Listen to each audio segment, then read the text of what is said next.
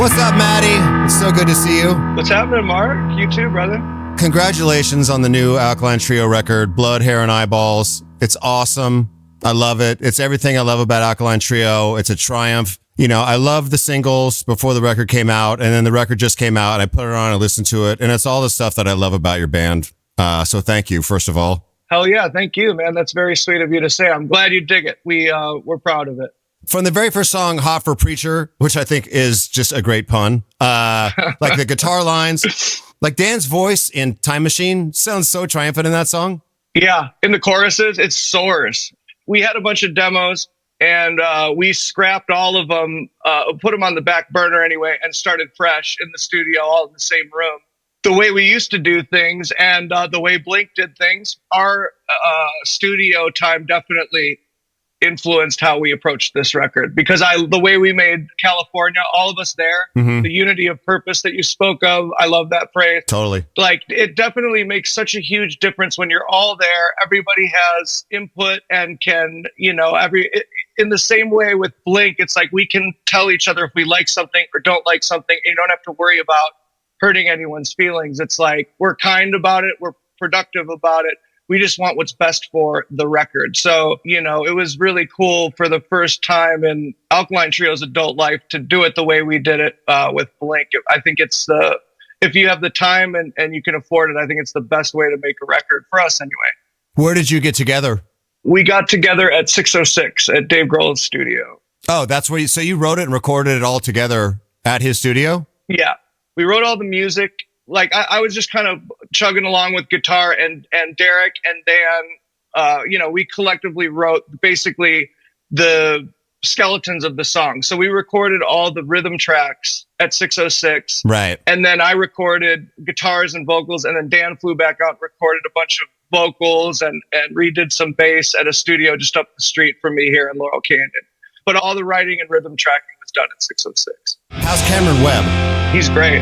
He's awesome. We've worked with him before, and this time around we were talking about trying something different. If the approach is different, maybe we try a new producer. We were talking about working with Steve Albini for a while, and Steve isn't really a producer. He isn't a producer. He's an engineer, but I really love his drum sound, especially real roomy. There's no synthetic effects on it or reverb. It's all like the room and the mics are like the Albini, like purist recording. And with Cameron, Cameron can actually, not that Steve can't produce, he just chooses not to. Where Cameron has songwriting sensibilities.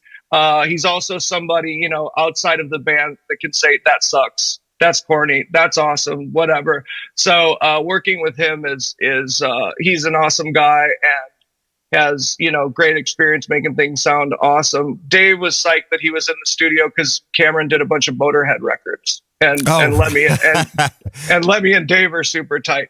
So it was really cool. Having Cameron there, definitely, I don't think we could have made the record we did without him.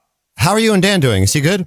He's great. Yeah, better than ever, man. I mean, Dan quit drinking like 7 years ago or something, 6 or 7 years ago. And it's just like, he's just making, health. I think we all are definitely making healthier choices these days, but Dan especially is doing great. It's just working together and playing together is just an absolute joy. I hope that in Alkaline Trio, you guys are having the same healing, amazing conversations about your band that, we have in Blink, and that, first of all, I want to say, you are so classy with how you've handled like Tom coming back and you stepping back into Alkaline Trio and all the love that you've shown us and all the love that we return to you. Like, it's been a really nice process. And I hope that you feel the same way and that you feel in Alkaline Trio, like, yeah, glad to be back here doing what I love. That was great time with Blink. That's how I feel anyway.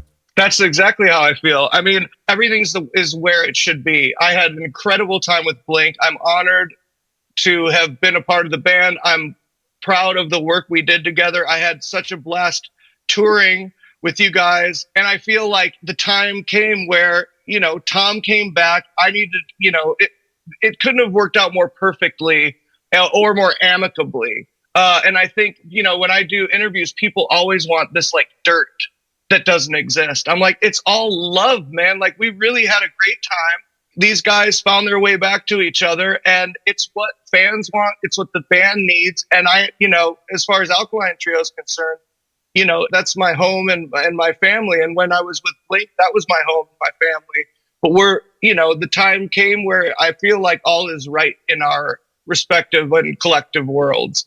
Totally. And Adam Willard's playing with you. Yes, sir. Yeah. It's beautiful. He's an awesome guy. He played it in Angels and Airwaves, and he's playing with you now. It's just great. And he's a rad human being. He is. Yeah, that was really cool. When you guys played Nashville, Adam was very touched, as was I when you guys shouted him out at the Blink show there. Adam is such a badass and such a kind, good man. So yeah, we're really, really lucky. Adam actually filled in for Derek maybe 20 years ago for a couple of weeks. So it's, he's new to the band, but it kind of feels like he's always been here. It's very comfortable. And yeah, he's a great dude, as you know. How often do you groan at his jokes? Because there's some of them are really bad. Some of them suck so bad. I'm glad you said that. Because all the time, I mean, very occasionally he'll get me, but his setups are so bad because he does that thing where he tries to act like he's telling a story, and it just totally.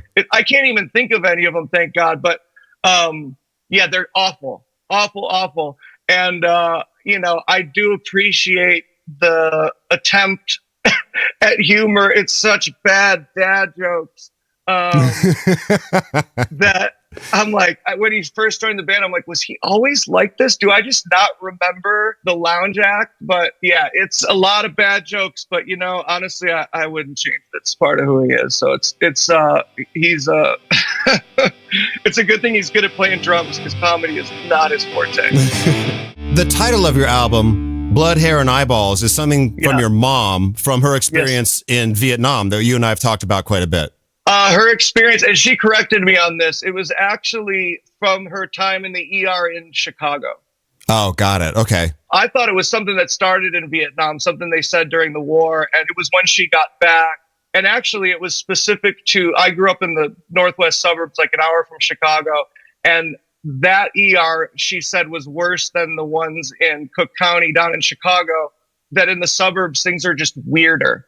And, especially during like full moons and stuff, it would be blood, hair, and eyeballs. Wow. So it didn't come until after the war, but it was something that it was, ER gallows humor kind of thing. I wonder how much of your mom's experience, because she's always been so open with you about what she has gone through and what she has seen, and your lyrics are always so physically descriptive, anatomical almost. There's a lot of like blood and like autoclave and scalpels and doctor's instruments and human body parts in your lyrics. Do you think that growing up in your household and having your mom be a nurse and be a doctor and be what she has done, do you think that affected your songwriting and your lyrics at all? 100%.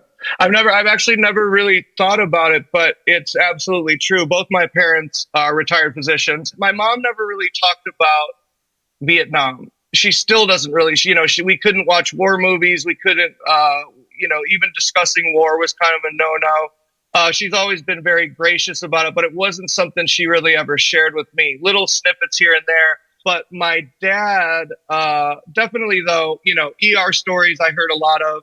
And my dad, as a medical student, he had a cadaver that he named, that he was dissecting for his, whatever they call it, thesis or whatever the thing is. Right. Doctor school. So I heard a lot about surgery. When I was a kid, I used to go to surgeries with my dad. He would ask the patients if I could sit in with them. So I would watch him wire people's jaws shut or extract wisdom teeth when I was a little kid.